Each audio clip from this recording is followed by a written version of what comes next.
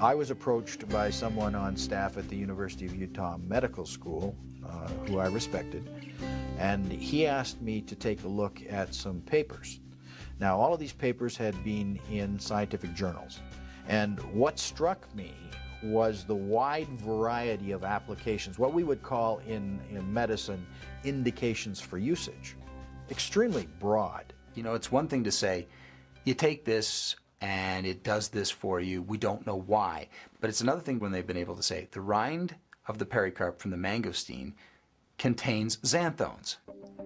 Xanthones are a chemical compound that is found within the pericarp and in the so small part, the pulp, or the actual tasty part of the mangosteen fruit.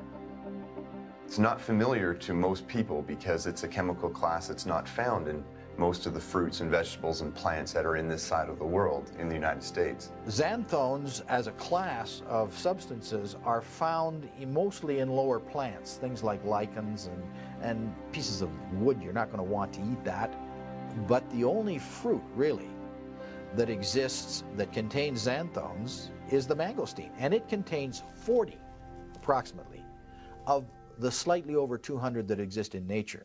The thing about science is it does not give all of the answers, but it helps give an idea that there is something to this fruit. Groups of scientists that have done the studies have had their peers review it, and the peers come back and say, you know what, that's legit. That's legit science. The science that's required to allow a person to make a choice about what food they're going to eat is a whole lot less detailed than if you were talking about what medicine they were going to use.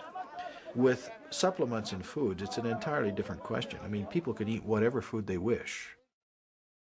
This is not a medicine. This is a food.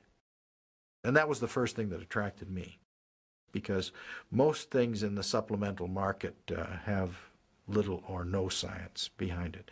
And, you know, I'm a doctor. Not all doctors are scientists, and I don't necessarily consider myself a scientist, but I want to know that science is there.